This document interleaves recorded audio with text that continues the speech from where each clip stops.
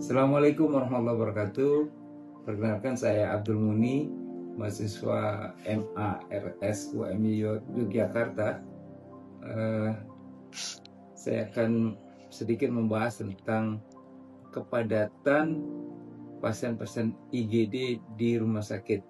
Seringkali kita mendengar atau melihat sendiri ya kondisi UGD di mana pasiennya menumpuk bahkan sampai di lorong-lorong,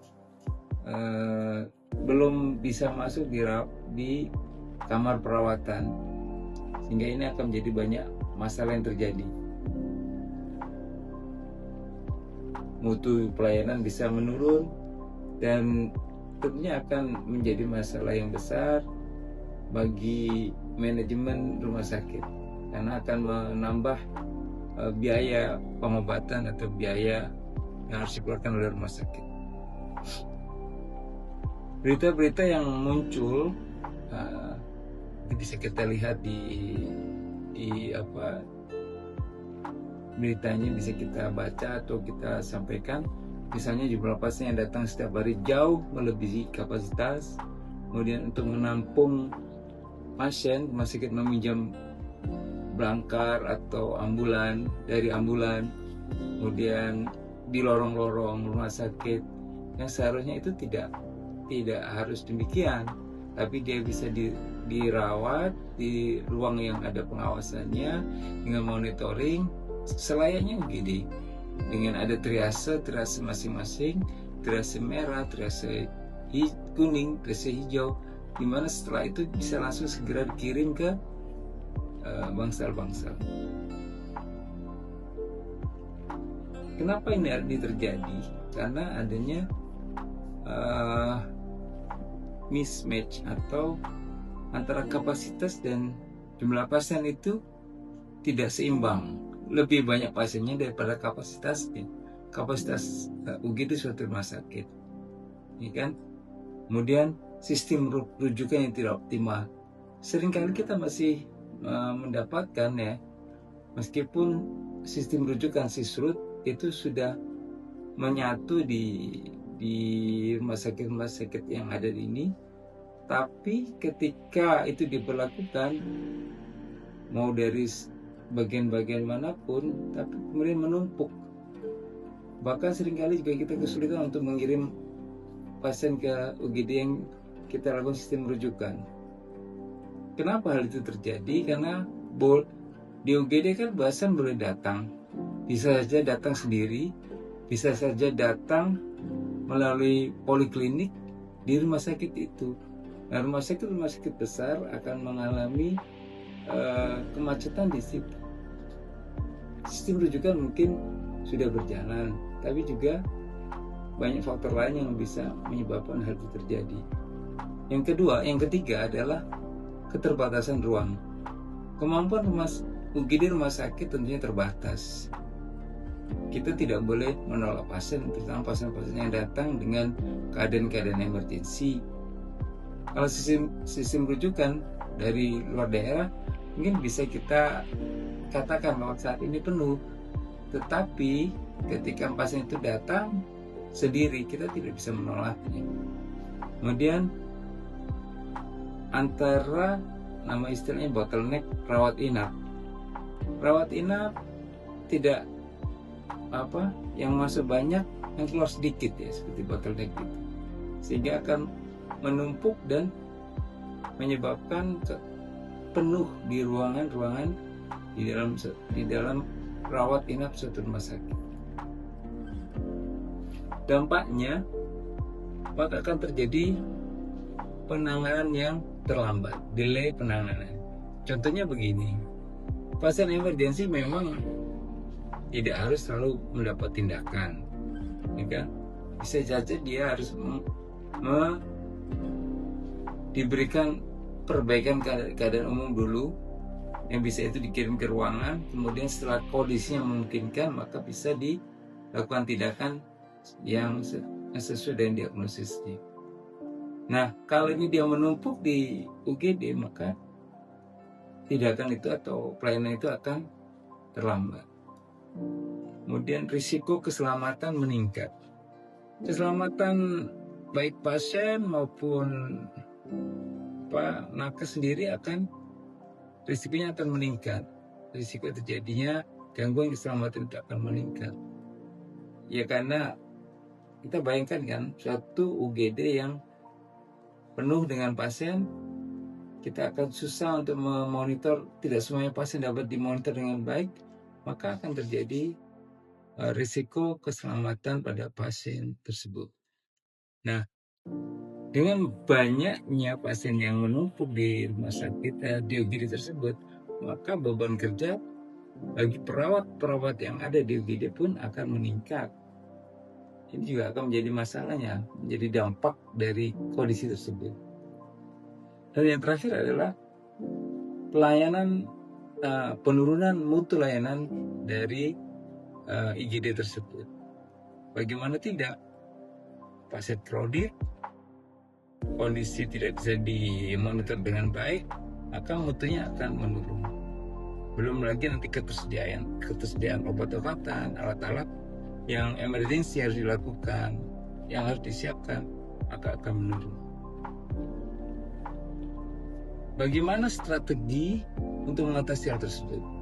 Yang pertama adalah sistem rujukan. Kita memang sudah menggunakan sistem rujukan digital, di mana rumah sakit di suatu daerah bisa langsung melakukan sistem rujukan.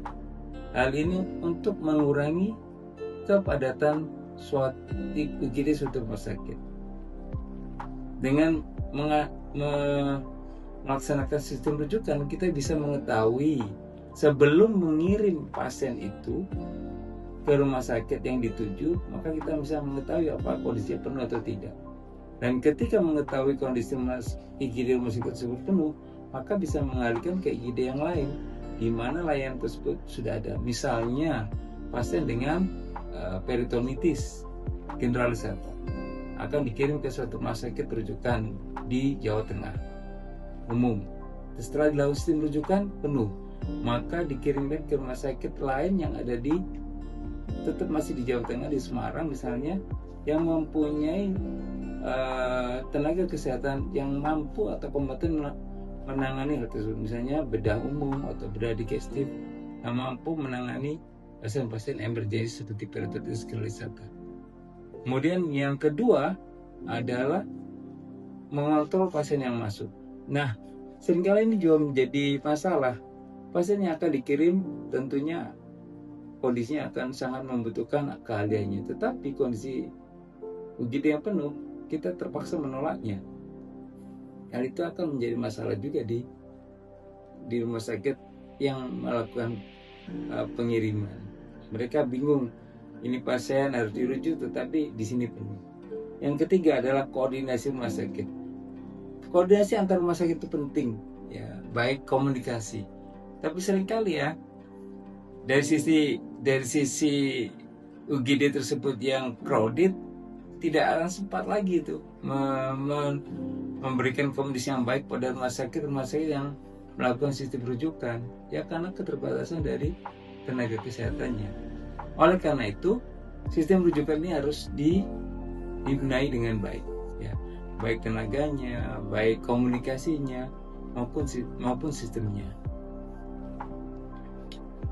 Strategi yang lain adalah unit inovasi. Fast track non-emergency itu merupakan salah satu pemecahan. Misalnya begini, pasien-pasien yang dipoli, misalnya di intern satu rumah sakit, ya, dia tidak harus mengirim ke UGD atau IGD untuk dapat pasien tersebut dilakukan tindakan dengan cepat, tapi dilakukan sistem fast track non-emergency. Pasien tersebut tidak emergensi, tapi perlu segera dilakukan tindakan. Contohnya saja misalnya batu empedu. Memang saat ini dia tidak mengalami kolik, tidak ada kuning, tetapi itu bisa dilakukan fast track non-emergency. Apalagi penanganannya tidak lama, ya, 1, 2, 3 hari sudah bisa pulang. Makanya itu bisa direncanakan dengan baik. Kemudian observation unit. Masing-masing unit itu harus mempunyai sistem yang bisa melaporkan mana unit-unit yang kosong, mana ruangan-ruangan yang kosong, mana ruangan-ruangan yang bisa segera memulangkan pasiennya, sehingga tidak menumpuk bottleneck pasien rawat inapnya itu tidak terjadi. Jelas berapa jumlah yang akan keluar, jelas berapa jumlah pasien yang masuk ke rumah sakit tersebut. Kemudian efisiensi dari alur penerimaannya. Dengan informasi yang jelas tersebut, maka alurnya bisa diatur dengan baik, efisien, ya. Tidak lagi menumpuk, tapi segera dikirim. Ini kosong, di ruang ini kosong, ruang A kosong, segera kirim ke sana, ruang B kosong, segera kirim ke sana, sehingga tidak menumpuk di UGD. Layanan pun akan menjadi lebih baik. Strategi yang ketiga adalah infrastruktur.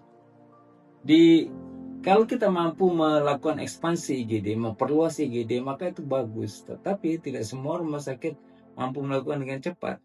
Kemudian bed management system. Jadi pasien-pasien itu ada pengaturannya, ya kan, sesuai dengan triase di IGD ada warna merah, warna hijau, warna kuning, warna hijau. Warna hijau akan segera bisa dipindahkan dengan baik. Warna merah akan segera dilakukan tindakan dengan cepat, sesuai dengan diagnosis dan tidak terlambat. Monitoring real time.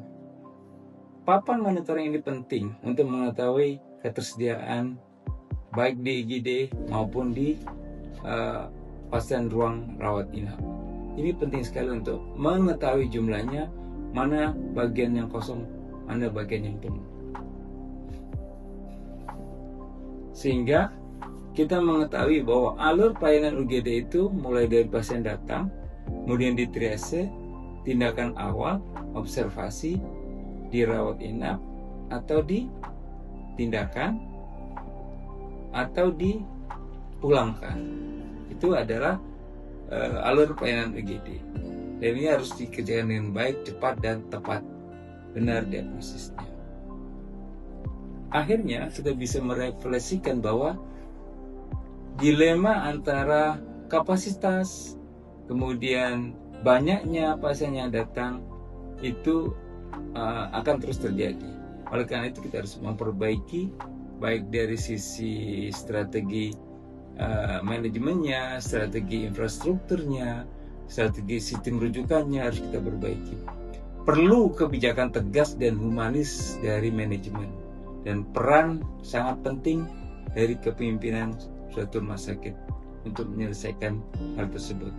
Akhirnya, overcrowded IGD merupakan masalah yang sistemik. Hampir semua rumah sakit mengalami hal tersebut. Butuh strategi manajerial terintegrasi untuk menangani hal tersebut dan fokus mutu dan keselamatan pasien. Jangan sampai kita menurunkan mutu pelayanannya, karena akan membahayakan keselamatan pasien. Demikian yang bisa saya sampaikan sedikit tentang bagaimana mengatasi kepadatan IGD, banyaknya pasien yang datang, dan terbatasnya kapasitas di suatu rumah sakit. Terima kasih. Saya Abdul Mundi mengucapkan terima kasih atas perhatiannya. Assalamualaikum warahmatullahi wabarakatuh.